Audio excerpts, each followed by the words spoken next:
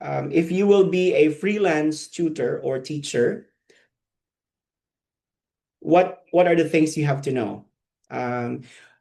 For beginners, I always recommend that you go and apply to established English centers online, because they will provide you with the training and materials. At least in that case, it's a lot easier. You don't have to worry. Unlike 21 years ago in the Philippines, in Cebu to be specific, there was no training. So they mostly hire education graduates. Fortunately, I was one of the lucky ones who's not an education graduate, but was given a chance to work as an ESL teacher in Cebu. So yeah, so how are you going to prepare a lesson that is only for 25 minutes without compromising the flow and the steps? This is the common concern of many. Can I finish the lesson within 25 minutes if I prepare this much? So what are the things you have to prepare? So this will be our coverage for this training, just to set the right expectation, because teaching and teacher training is quite there's quite a lot to talk about.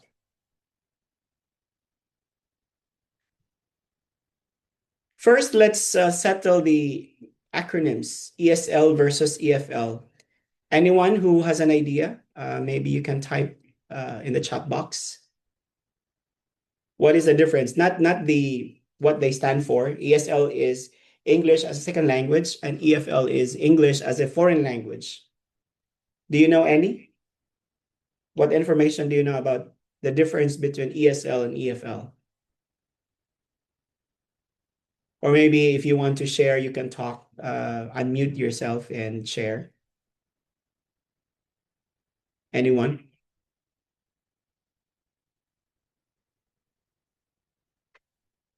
Okay, maybe you're shy to share.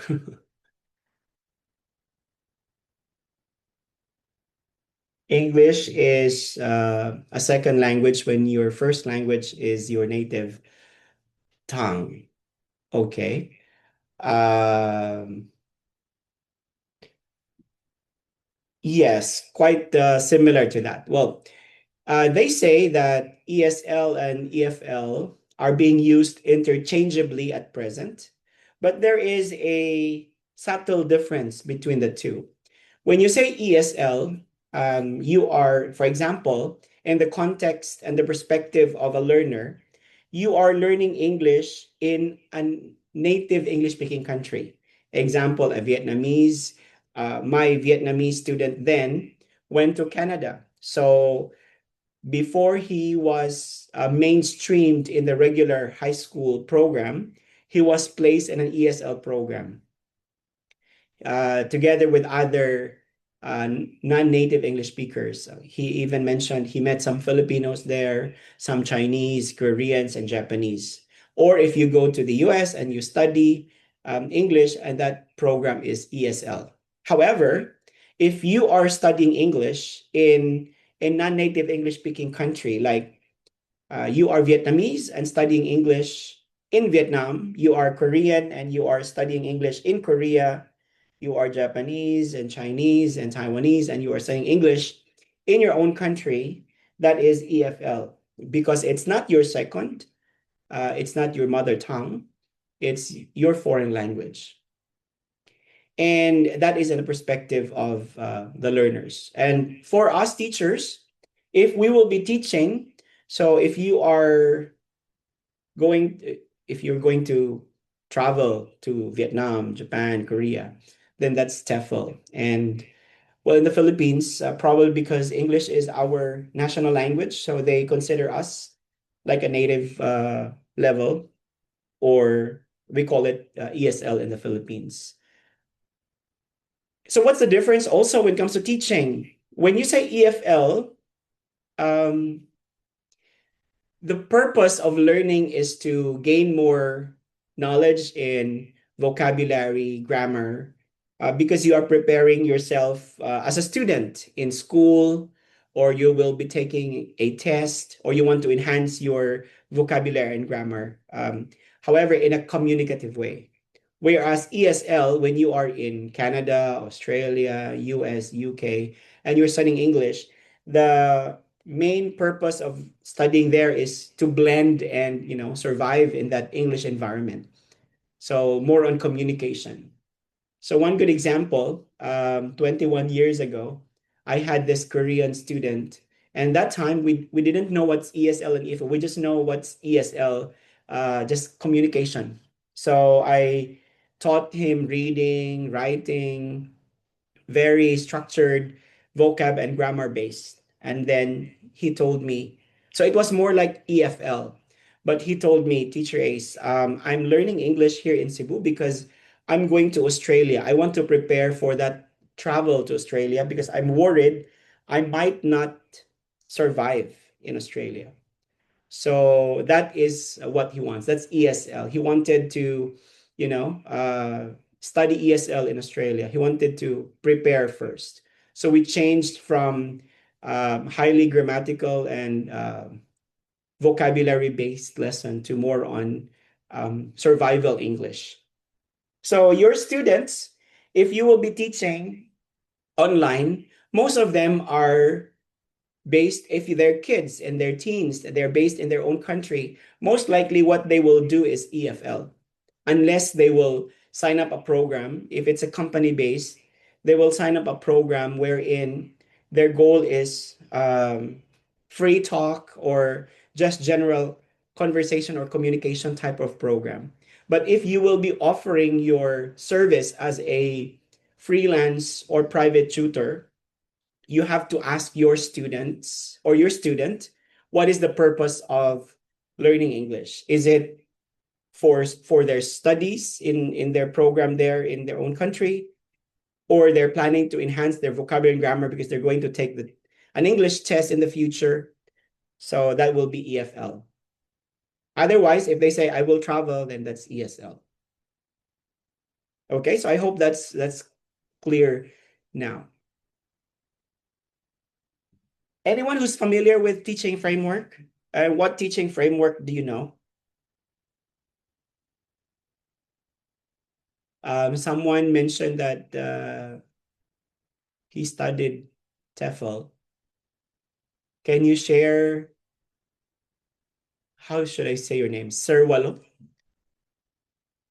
What teaching framework do you know or was taught to you?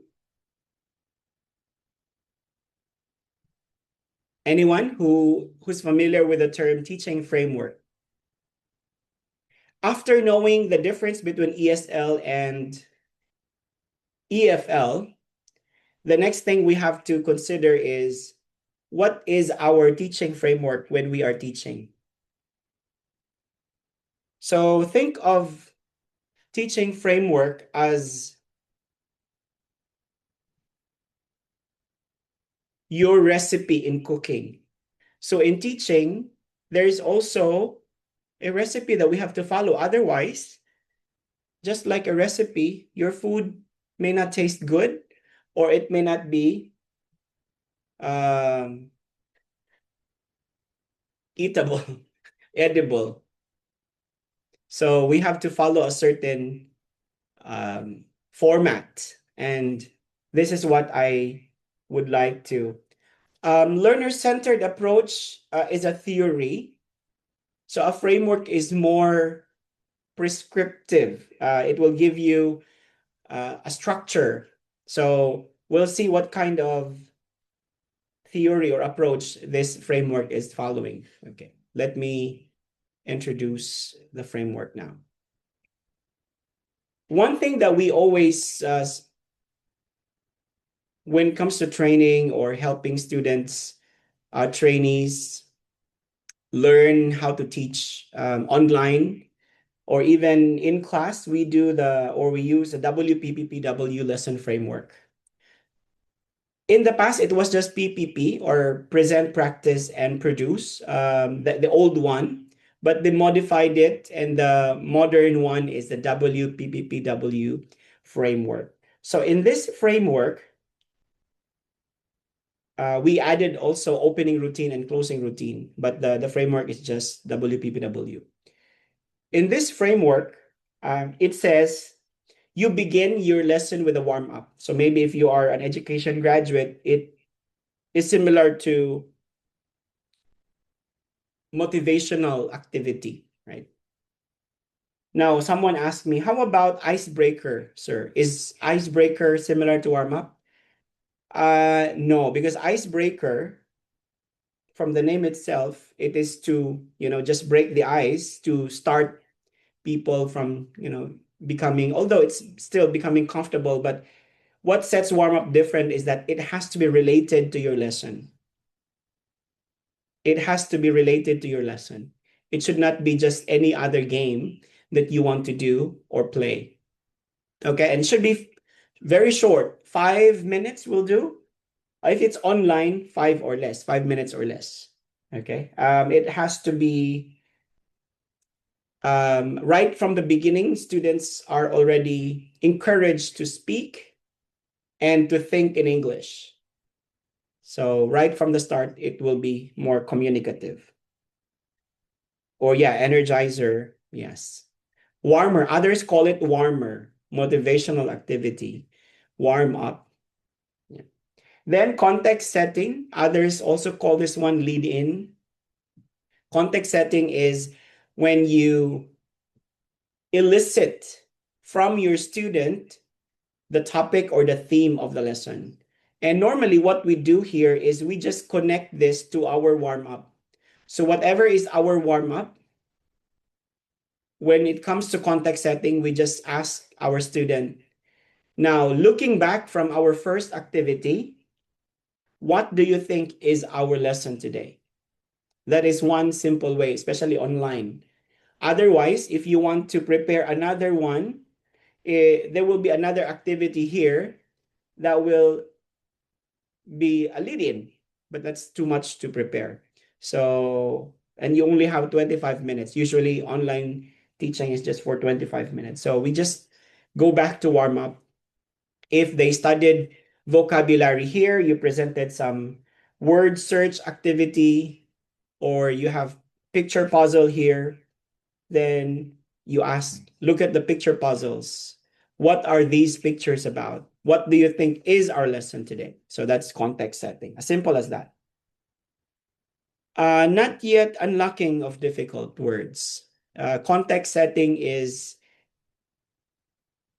eliciting, getting from your students his or her idea of what the lesson is. So the student must be able to guess, must be able to identify the theme of the lesson.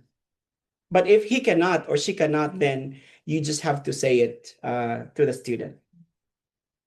Okay, and then after context setting, now your PPP. The first stage is presentation. Here you present your lesson.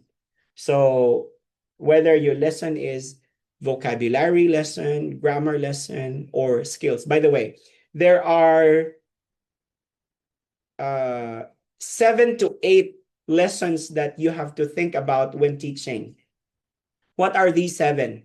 3 functions, 3 language systems, and 4 skills. So the language systems, you either focus on vocabulary or grammar or usage or function of the word or the English lesson. Function, like is it about persuading? Is it about asking for direction?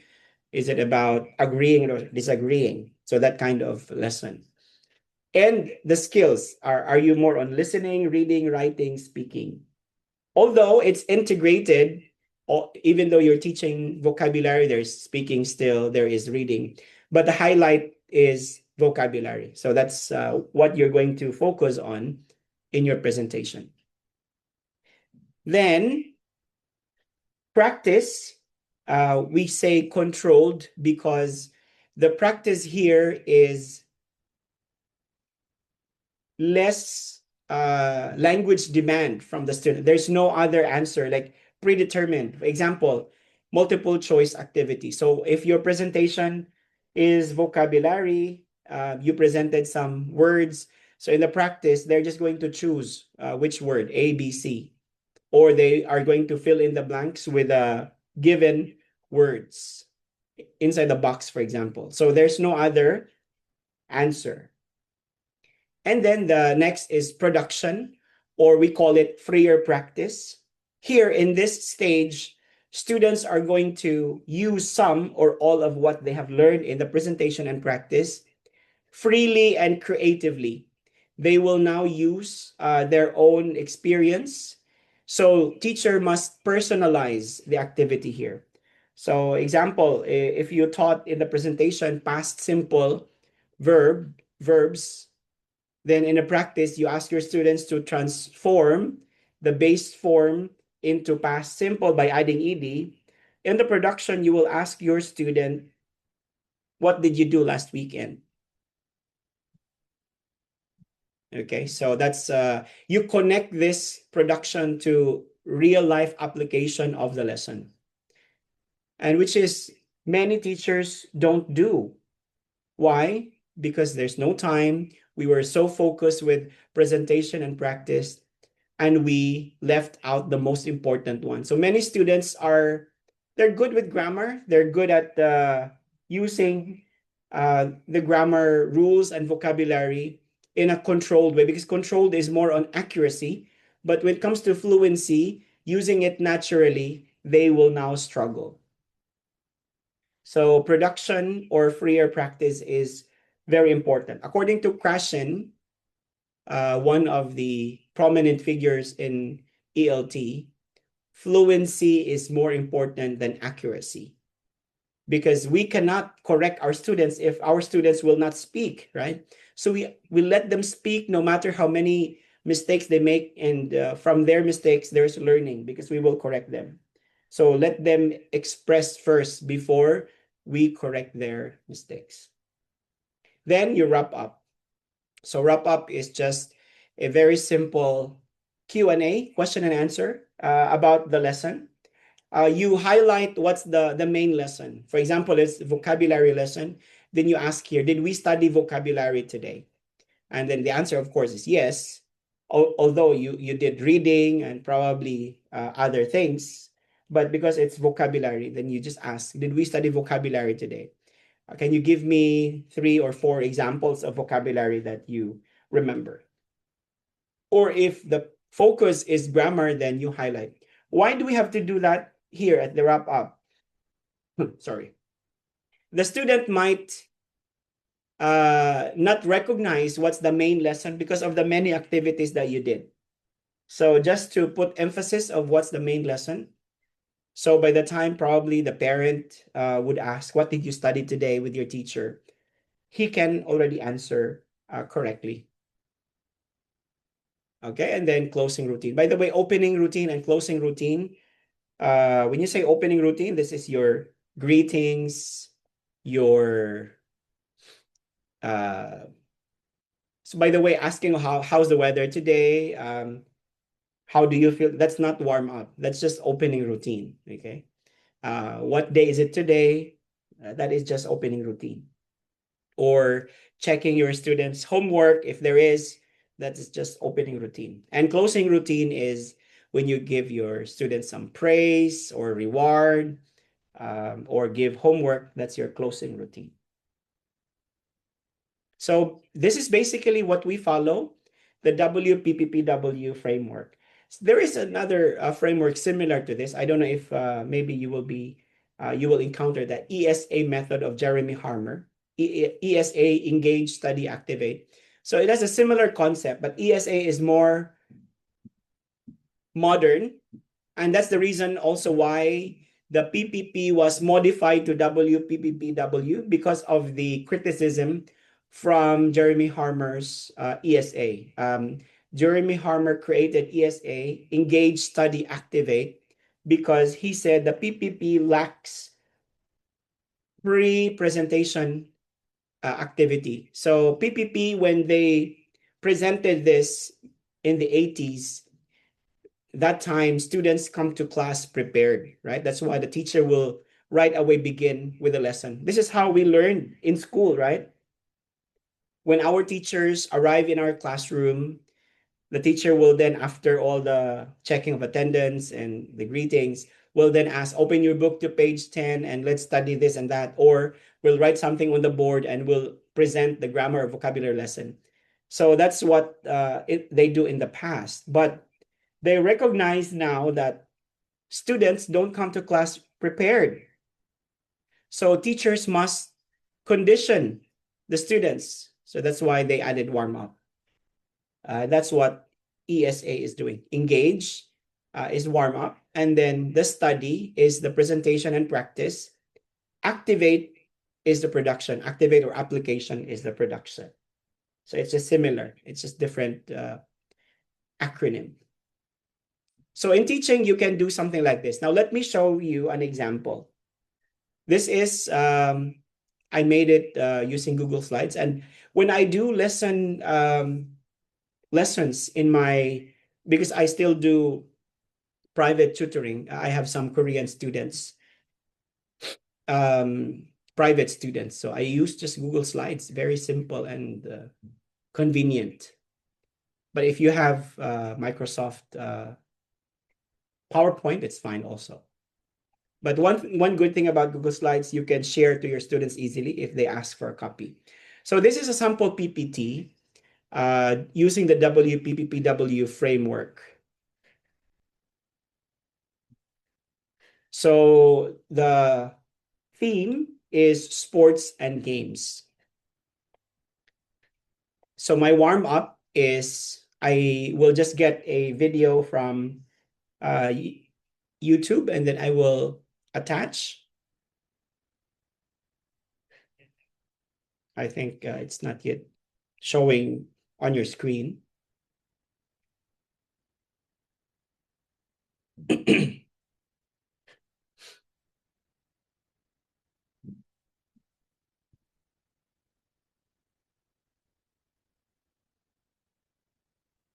Hello. Am I disconnected? Yep. Can you still see me? Oh, there. Okay. It's my monitor that got disconnected. So my warm-up, because it's about sports and games, I got, YouTube has so many activities that you can just embed in your or attached in your slides. So I will ask the student to play this. Welcome, kids! Grab your game faces as we dive into a thrilling sports quiz. Can you match the gear to the game? Let's find out and have a blast together. Which sport is played with this ball?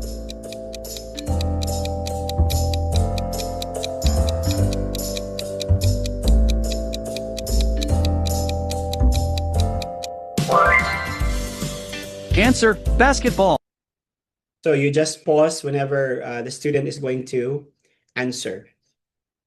So there are many videos in YouTube, and you can just get this one, just get the short one. This is around 4 minutes, but if you can find around 3 minutes, that's good. So normally I don't finish the whole video. I will just skip until it's just for warm up. See, it's not the main lesson yet, just to make the students get excited. So many kinds of games. If your topic is about countries, you can also search. What I do in my search is I use, let's say, my topic would be countries and nationalities. So I just type match countries and nationalities quiz. Yeah, and then it will give you options to choose. That's my warm-up. Now for my presentation, I begin by, because this lesson is A2 or elementary level, and for teens, I'm using Cambridge book. I will also show the book later where I got the lesson from. So I do listen and repeat. So I will first, this is my students Korean. So Koreans have this mother tongue effect when they pronounce some English words. So we'll go all the words one by one. I will first say it, and then the student will listen and repeat what I say one by one. Don't do it like all at once, then he will also do it all at once. That will be difficult for him. So one at a time. Then after doing it one at a time, I will ask him, okay, what's this? What's this? What's this? So randomly I will pick, or I will ask him to read very quickly from the first to the last. And that's it. That would probably cover 3 minutes of your time. Then match the pictures and the vocabulary in the box. So the first one was more on pronunciation, exposure to the vocabulary, but here is meaning. So how do you introduce meaning? I will not explain, I will not define what is rugby, what is volleyball, but through picture matching activity, he should be able to get the meaning of the words. So what is number one? Choose from the words in the box. Number two, number three, etc. Simple as that. Probably that would cover another 3 minutes. Then ask and answer. So we are still in the presentation part. Okay. So here, he needs to answer 2 questions. Which of the sports do you do in teams? So he has to tell me which one. Now, there are sports here that can be individual or team, like badminton and sailing. So he might not get this idea, so you may want to add this later. And then which of the sports do you do alone? When you, for example, you can also expand. For example, when he answers cycling, you can ask, do you cycle? Do you have a bike? Or if it's running, do you run? Or because he lives in Korea, so you say, have you tried snowboarding? Yeah. So you can connect the pictures, the vocabulary to your students, but not yet in listen and repeat. That would be too soon to say or to ask. But here, because you already introduced the meaning, so in the last part, ask and answer, you can expand your questions. So it will not be limited to one or two questions only. Now, this time, students should be more prepared to answer and encourage him or her to answer in complete sentence also. So this would probably take 5 minutes of your time. So you have what? 3 minutes warm up, 3 minutes for the listen and repeat, 3 minutes. So that's already 3 times 9. Let's say your opening routine was 2 minutes. That's already what? 11 minutes plus, yeah, 11 minutes. So far we have 11 minutes. And if you have 25-minute lesson, so that's already almost half, or yes, more than half. Now for the practice, he will just choose from the list of sports here and fill in the blanks. So first, I will ask him to read the sentence and then provide me with the answer. He should have an idea from some of the keywords here, like ball and bat. So that means this is baseball. And from this activity, you can also expand it by, again, emphasizing some pronunciation. It's different when words are used individually compared to being used in a whole sentence. So here you have to use, or you have to make students realize that he needs to read this and connect some words together. Like my brother plays, not my brother plays baseball with his team every weekend. Not like that. So my brother plays baseball with his team every weekend. So you have to help him read like that for fluency. Then this would probably cover around maybe 5 or 6 minutes. So you already had earlier 11 plus 6, that's already 17 minutes. So for the last part, this is your production, the application. So just ask your student, which sports do you do? What is your favorite sport? So first, one at a time. Which sports do you do? Maybe not just from here, okay? This is just a picture to show. Doesn't mean that it's from here. So maybe from the list of vocabulary, if you want to add the vocabulary again here, so that the student will be reminded of what these words were. So he can just pick which sports do you do. And then after that, of all the sports we've talked about, what is your favorite sport? Or maybe it's not there. What is your favorite sport? Then he has to share and talk about it. Again, encourage the student to share in complete sentence. There. And then your wrap up. What did we study today? So he should pick from here. Did we study vocabulary? Did we have pronunciation, etc.?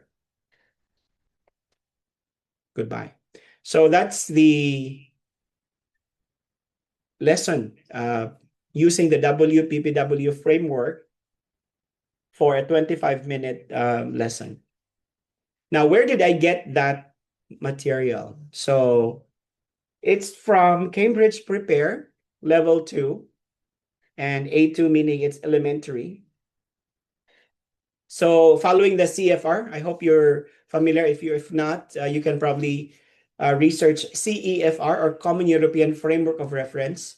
So English is grouped into 6. So you have, or the level, you have A1 for beginner, A2 for elementary, you have B1, intermediate, B2, upper intermediate, you have C1 and C2. So C1 is for professionals or teachers like us. So I got it from here. That is from Unit 1, Sports and Games. So imagine from this page 14 and 15, actually there are more. I think there are 5 or 6 pages of this in the unit, but I only covered for 25 minutes this whole half of the first page. And there is no, in the practice, remember, there's fill in the blanks. It's not here. So I needed to supplement because my focus is vocabulary. So I wanted to just highlight vocabulary, the use of vocabulary.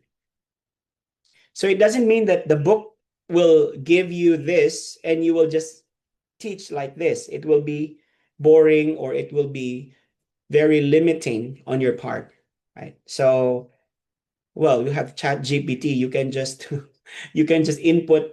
You tell Chat GPT, you are an English teacher teaching an A2 student to use this vocabulary, sports, rugby, badminton, in a fill in the blanks activity. Then it will give you that activity, the one that we did earlier.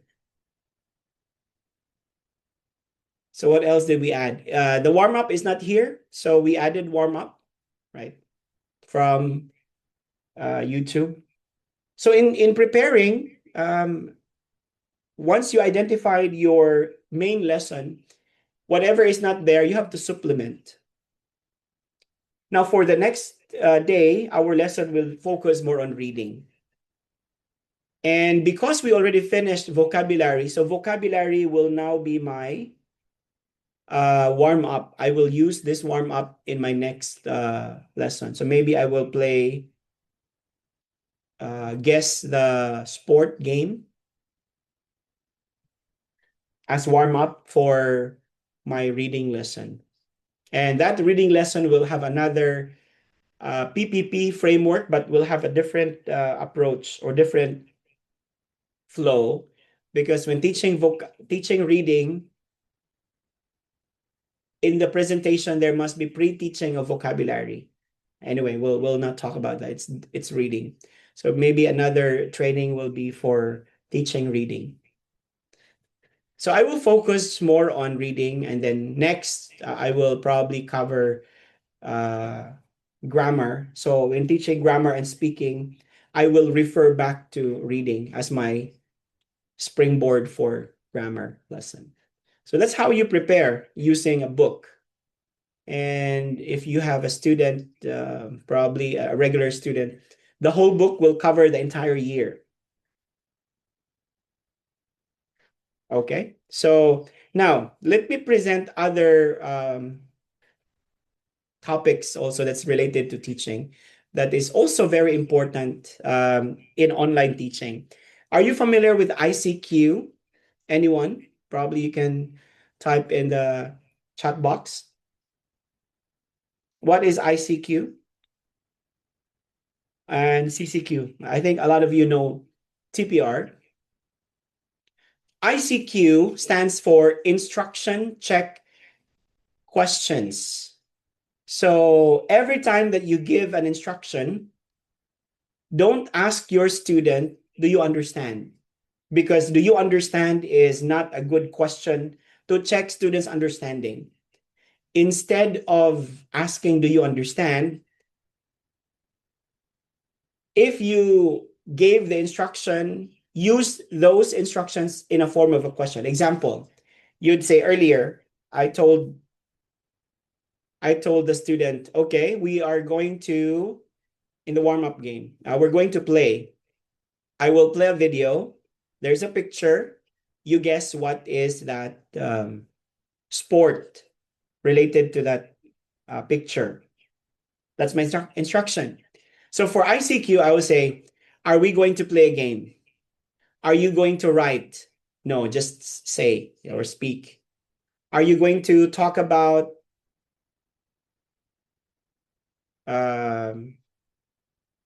sports? Yes. So basically, it's a yes or no question about your instruction. Okay, that's ICQ. So give the instruction, ask the questions related to the instruction given to check your students' understanding, and not do you understand only, because do you understand commonly would lead to yes answer all the time. Many students would say yes, even though they did not understand, right? CCQ, on the other hand, stands for Concept Check Question. So from the name Concept Check Question, you want to check your students' understanding of what was presented earlier. So example here, let's say hockey. This lesson is a real lesson, and this was taught by I have a trainee right now. He's American, and he's learning TEFL TESOL online, and he did a demo yesterday and this lesson.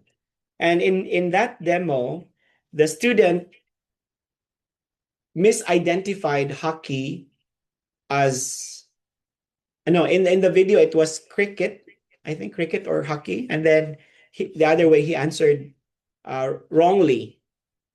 So in the presentation, there should have been CCQ. So how do you use CCQ? Because it's using picture, you can show a picture of someone playing hockey. And then you say, is this hockey? The answer should be yes. Then you answer, you show a picture of someone playing golf. And then you say, is this hockey? No. So that is very simple CCQ using vocabulary lesson. If it's grammar, especially grammar, this one is very useful.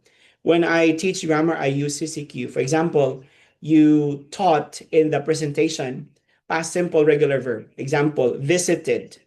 Then I would say, visited. Is this an action word? The answer is yes. Visited, is this an ongoing action? The answer is no.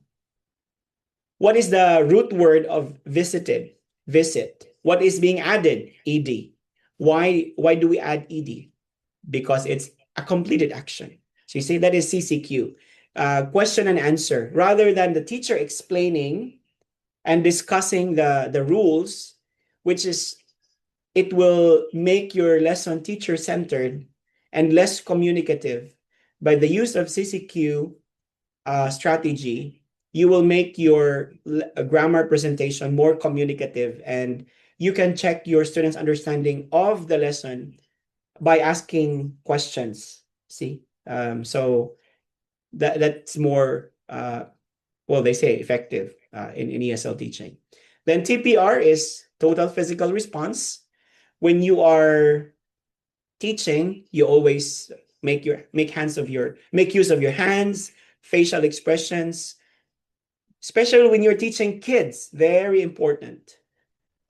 You've seen some teachers doing this in YouTube, especially 5-1 talk teachers.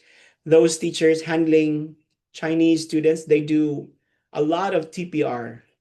So like when they say, "Can you hear me?" and then they put their hand on their ear, or "Can you see me?"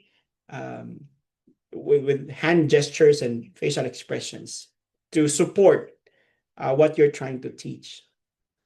That's TPR. So all these are very useful in online teaching. Okay, so I think I've presented what I have to present now. Let's